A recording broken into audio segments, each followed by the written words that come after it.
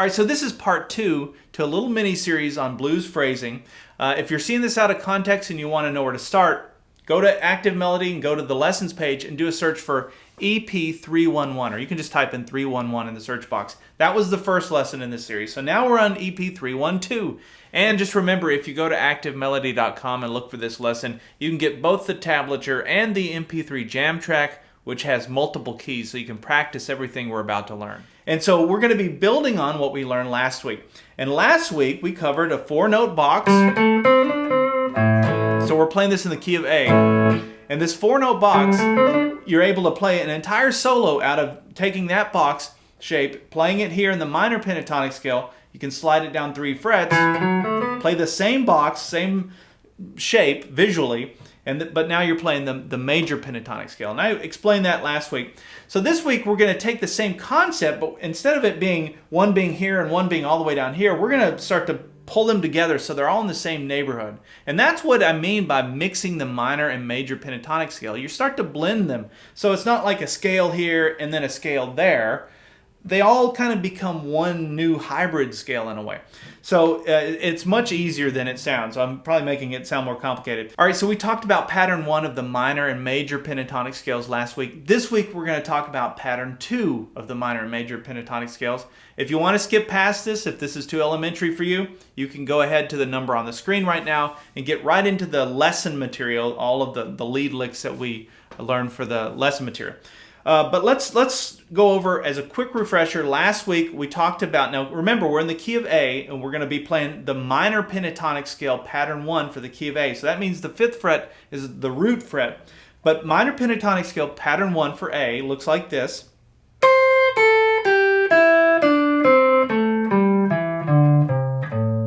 Right?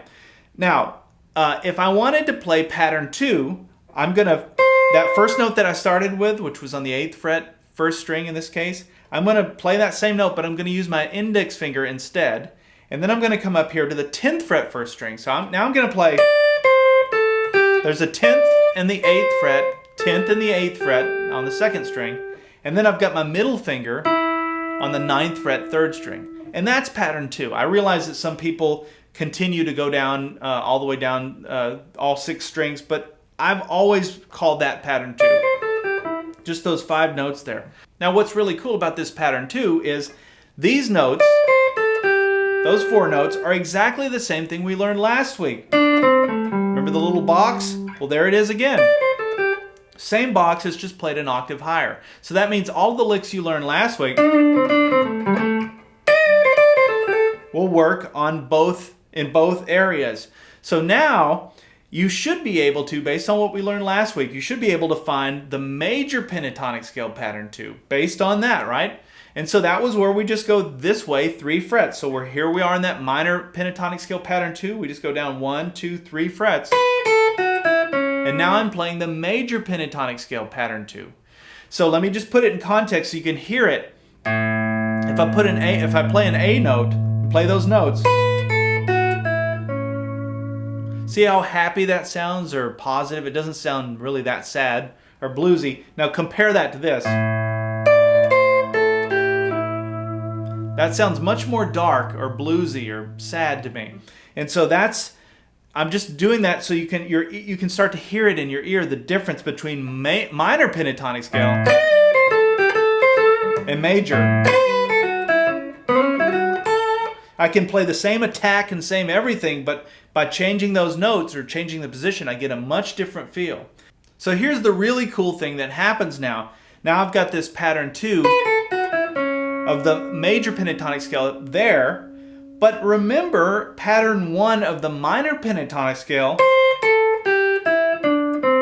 was right there. So now you can see those 2 scales overlap. There's an overlap. And actually these are some shared notes right here between the 2. So what that means then is when you're playing lead, you can now start to dance around. You can start to think of them as one. Now in the beginning that's going to seem incredibly overwhelming. So we're going to have some exercises here that won't make it seem that way. It'll still seem separate in your head. But over time, the more that you start to blend these 2 scales, you don't really think about it so much as major or minor. It starts to just be an expression that's in your head. So now as a great exercise for you, you could take all those same major pentatonic scale licks, the ones that we played down here from last week's lesson, and you could play them up here now. Same notes, it looks the same, it even feels the same because it's the same little box shape. You're just playing them an octave higher. So that way you can play the whole thing now in the same area between the 5th fret and the 7th fret. See how quickly I jumped from major to minor? It all happened in the same area, and I didn't have to think about it so much. There's a lot of efficiencies when it all happens in the same neighborhood. If I have to go from here to here all the time, it makes it much more difficult. There's a lot more room for error. I'm not saying that you don't ever do that. You do all the time, but when you start to blend the two scales, it starts to become kind of one. It becomes one scale, I guess, in your head. All right, so hopefully that makes sense. Let's get into the exercise now, this lead part. And this is a great example of what we just covered, where we're going to be blending the minor and major pentatonic scale. And with that background information, this is going to make a lot more sense as to what's going on. You're not just memorizing notes. Now it starts to be put in context. And if you're a premium member, you'll have access to the jam track you can play along with. And the jam track has those key changes in it, which is a great way to just solidify everything that we're going over here. It starts to really cement in your mind. Okay, so it starts with, that's the first thing we're going to learn. This first lick, if you look at this first part of the first lick, we're going to bar the first 2 strings here on the 5th fret, do a hammer onto the 7th fret 2nd string, and play the 5th fret 1st string. Look at those notes. What are those notes? We just covered that. That's that major pentatonic scale, pattern 2. So those are the first 3 notes. And then look at this. I slid up to the 10th fret 2nd string. I went right into that box shape. This would be pattern 2 of the minor pentatonic scale. So I went from pattern 2 of the major into pattern 2 of the minor pentatonic scale. And you can already hear how by sliding, when I started that slide, I tried to start here on the 8th fret, sliding up to that 10th fret. It gives it much more of a bluesy feel. And then when you add that note to it, it definitely verifies that it's a bluesy thing. So I hit the 8th fret 1st string, and I pushed it a little bit sharp. So all together, so you can see what we're doing. When we're up in this area, we're in pattern 2 of the minor pentatonic scale. And when we're here, we're in the major pentatonic scale. And you can hear happy, sad, positive, bluesy. I don't know how else to describe those things. Okay, so when this comes in, when you count it comes in on the and of 4. So it's 1 and 2 and 3 and 4. All right, so that's your call. All of that we just learned there, that's your first call. Now the response to that is, right? It sounds kind of like that. It sounds like somebody said something, now somebody responded to that. And that response looks like that. Now what I'm doing, 8th fret 1st string, pushing it a little bit sharp, and then I'm going to play the 5th fret 1st string and the 5th fret 2nd string. You can see that bar, how I'm barring there. And I do that quite often. If I'm playing leads, I find this finger just barring there. And you know the reason why now. That's that root fret. And there's so many shared notes. And actually those 2 notes are shared between the minor and major pentatonic scale. So it just makes sense to always kind of keep an anchor there. So then I came down to the 7th fret 3rd string, 5th fret 3rd string, down to the 7th fret 4th string, and then I concluded with that little lick that sounds like that. So what I'm doing for that, I'm barring the first 3 strings on the 5th fret, playing strings 2 and 3, and doing a hammer on with my middle finger to the 6th fret 3rd string. That's the build a chord thing that I'm often talking about, where I'm just thinking about the bar chord, and I'm going into it the way a piano player does. So that second lick, or the response, sounds like that, the timing for it. All right, let's put the two together. We'll take it from the beginning. We have 1 and 2 and 3 and 4.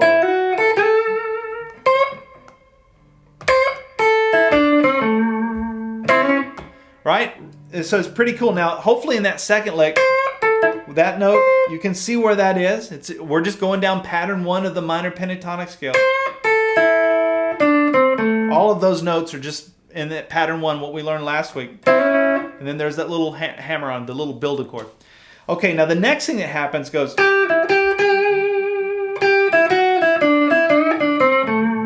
Now look at that. That is minor pentatonic scale pattern 1. I'm just going between the 8th fret and the 5th fret on the 2nd string. And then back to the 8th fret. Now hanging out on this note gives you a really bluesy feel, and that's the 7 interval, or it's a flat 7. If you think about your 7 chord, your A7, you throw that note in and you get that A7 chord, and that's your flat 7. So 1, 2, 3, 4, 5, 6, 7. That's your major scale, but you flat it. That's why it's called the flat 7. And so that's what that is. But I love to hit that note when I'm playing a blues lead,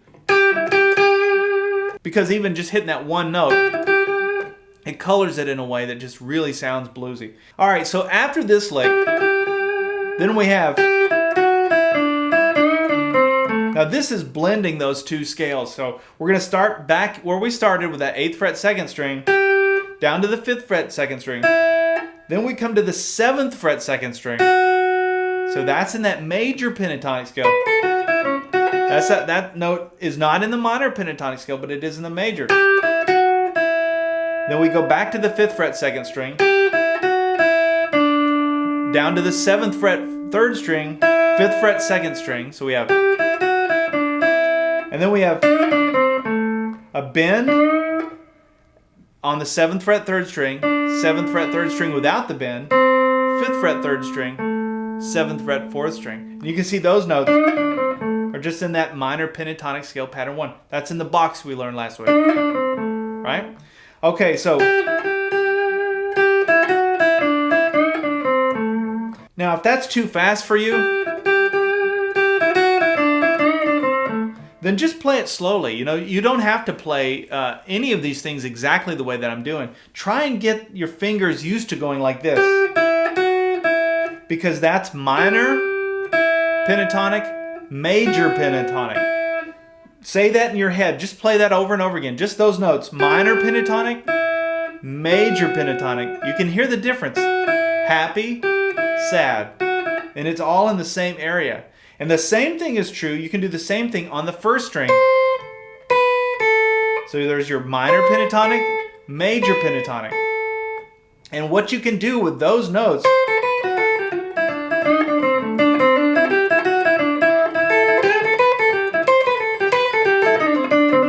you can start to blend them all together, and you start creating all of these really classic sounding blues leads. But that's where it comes from. It's blending the minor and the major pentatonic scale. I did a lesson on this, by the way, EP312, several years ago. And so I've covered this in detail before. But I just think it's important to keep hitting home the importance of blending the minor and major pentatonic scale. When I realized that, it opened up a whole new world for me. For lead improvisation. I wasn't just stuck thinking about one here and one there. They're all together anyway. All right, so let's back it up from the beginning and play everything up to that point. So we have 1 and 2 and 3 and 4.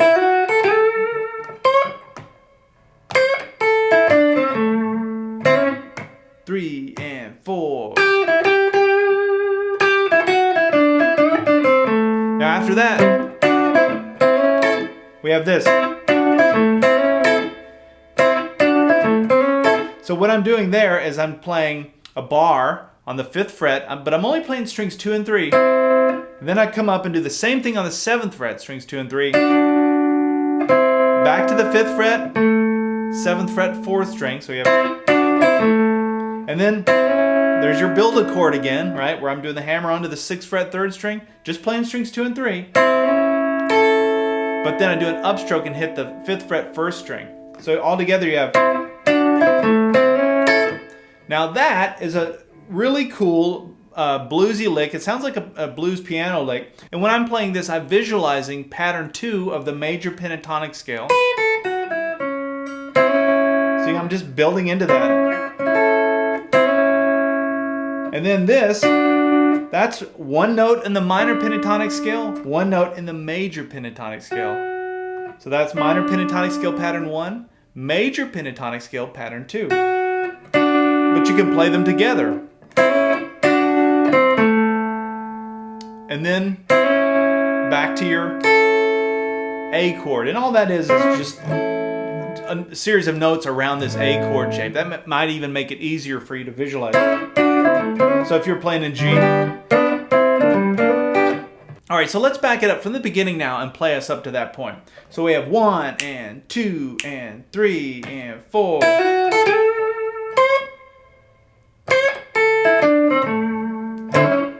Three and 4.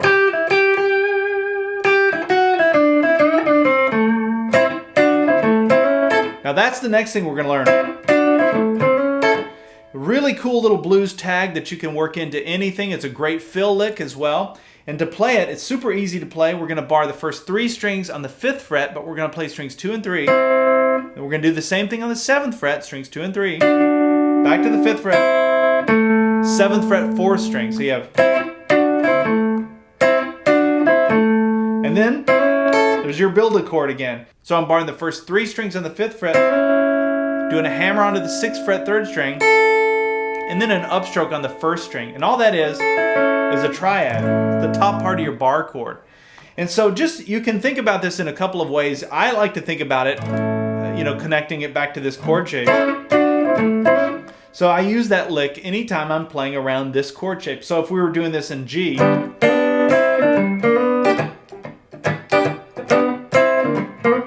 it's a great rhythm element. It's a great fill lick. It works great in leads. And so there's just a lot of mileage you can get out of this.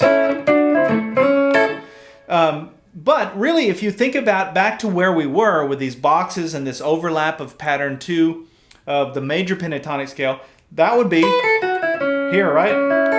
Right, there's your triad. This is minor pentatonic scale with that note, major pentatonic scale pattern 2 with that note, but you can play them together. Right? So that's really what's going on there when you're doing this. You're playing one note in minor pentatonic scale, one note in major pentatonic scale. But that's just kind of the background behind it. But once you understand how to play it and you can hear it, it doesn't matter. Throw the rest of the knowledge out the door and just know that you've now got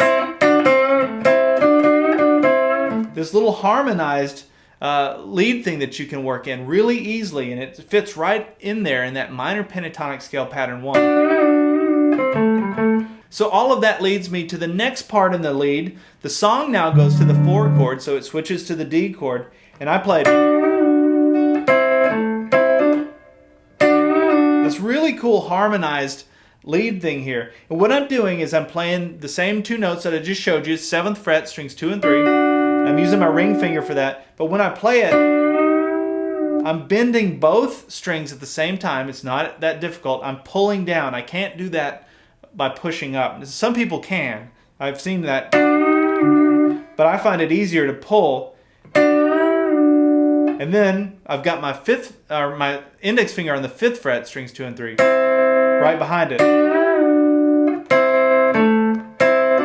And then I do a hammer on there between the 5th fret and the 7th fret on those 2 strings. So all together that part goes.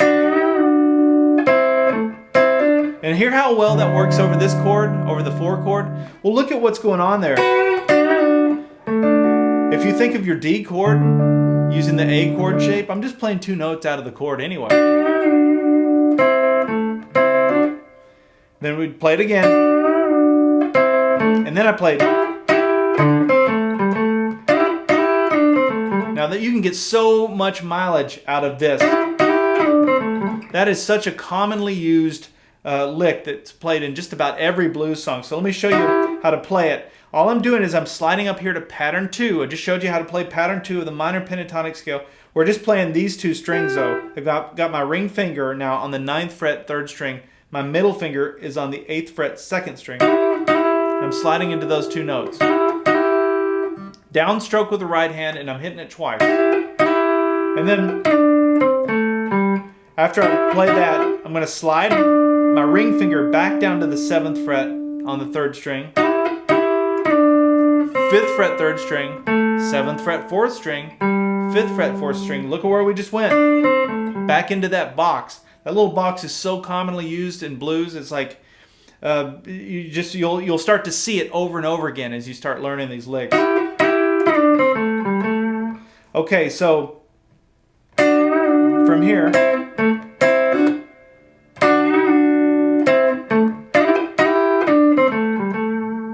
now one of your big takeaway licks from this particular video should be this lick and all the things you can do with it. You don't have to just play it in one spot in a song. Remember that. All of this stuff that we're learning so far is not specific to what the chord is. You could play that anywhere. To demonstrate, you can play it over the 1 chord, the 4 chord, and the 5 chord. So you can play.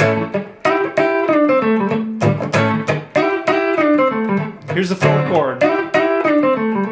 Back to the 1 chord. 5 chord. So you could just play that one lick over and over again. Try it. Put on the jam track and just work that lick over and over again. It'll start to stick in your head as like a vocabulary word that you can, oh, I can pull this thing out anywhere now. I don't have to just wait for a certain chord. So another little thing that you might want to think about doing is how would you take that lick if you were to play it in the major pentatonic scale? Right? So you could do that too. So you get a whole different feel, but you might want to just experiment with that. All right, so let's back up to the beginning and I'll play us up to where we are so far. So 1 and 2 and 3 and 4.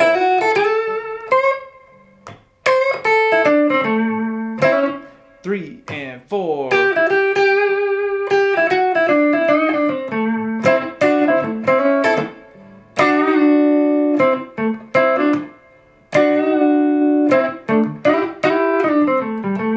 All right, now after that I went. So let's learn that. All I'm doing there is I'm sliding up to the 5th fret, strings 1 and 2, kind of a Chuck Berry thing. But you can see why those two notes work. They're both in the major and minor pentatonic scale. Remember, those are the shared notes. And so they're also right off of our root fret. So you can always remember that. If you're ever lost in a lead solo, you have no idea, what to do next, just remember the key of the song and go back and you can work that into your solo, and it'll at least give your brain a chance to get caught up. I find myself doing that kind of stuff all the time. So you have to have these little escape routes, and that's one of them, or routes, depending on where you're from. All right, so we have, and then there's that 7th fret, 5th fret, strings 2 and 3, and then the 7th fret, 4th string, and that's how I play that. It's that same build chord. 5th fret, first 3 strings, we're barring that, and then we're doing a hammer onto the 6th fret, 3rd string. Then I stopped it, so I played it, stopped the strings with my right hand, played the top 3 strings, first 3 strings on the 7th fret, stopped it again, and then came back and played the same A chord there, A triad. So now the song goes to the 5 chord, which is your E chord, and I played. So I started here on the 5th fret 2nd string, then I came up to the 8th fret 2nd string. Now those two notes are in pattern 1 of the minor pentatonic scale. And then look at this. So then I went into the major pentatonic scale pattern 2. So that's how that lick works. So if I didn't go into that by playing that note, if I'd come up here to the 8th fret 1st string and just stayed in the minor pentatonic scale, it sounds too corny. It just doesn't work. But by going into that major, it worked. I thought it worked really well. So that's what's happening there. I just went into major pentatonic scale pattern 1. So 5th fret, 8th fret on the 2nd string, 5th fret 1st string, 7th fret 1st string, back to the 5th fret 1st string, 8th fret 2nd string, 5th fret 2nd string. And I did a hammer-on between the 5th fret and the 7th fret on the 1st string. And then the final lick that I played goes like this. And look what's happening there. All of that's happening out of the little box shape that we learned last week. Remember last week we were playing it down here. We're playing the same box. This is the major pentatonic box, but we're playing it up here now. So the notes that I'm playing go like this. It starts with a hammer-on between the 5th fret and the 7th fret on the 2nd string. And then the 5th fret 1st string. And then watch this. That's a bend. It's a great little lick here. You can use this over and over again. So it's a full bend on the 7th fret 1st string. And then the 7th fret 1st string without the bend. 5th fret 1st string. 7th fret 2nd string. 5th fret 2nd string. So you have, and then you do it again. And so again, that's one of those repeatable licks. And then at the end of that, I played the 5th fret 1st string. And then there's the Chuck Berry again, slid those 2 strings in together. And then that last note there is the 7th fret 2nd string. So let me back up and play through that little phrase. There it goes.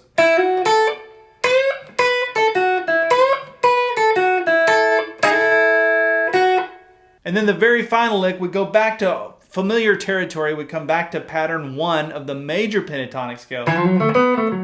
Back into our little box there. So that's the 2nd fret. I start on the 2nd fret with my ring finger, slide up to the 4th fret. This on the 4th string. 2nd fret 3rd string. 4th fret 3rd string. So yeah. Back to the 2nd, back to the 4th on the 4th string. And then your final note is on the 2nd fret 3rd string. Actually, I think I concluded on the 4th fret 4th string, but anyway, that lick goes. Yeah, that was the last note there. But that's.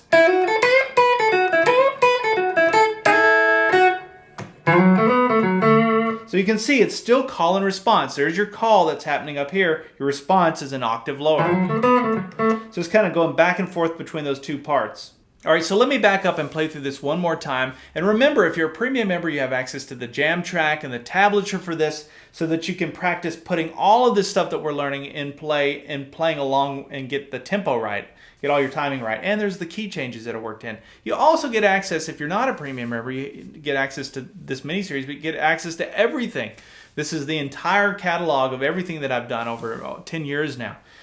So check it out if you haven't. All right, I'm going to back up and play through this one more time, and then we'll see you next week for the conclusion of the blues phrasing mini course. All right, so here we go.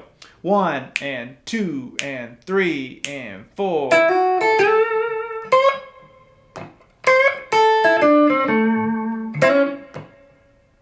Four.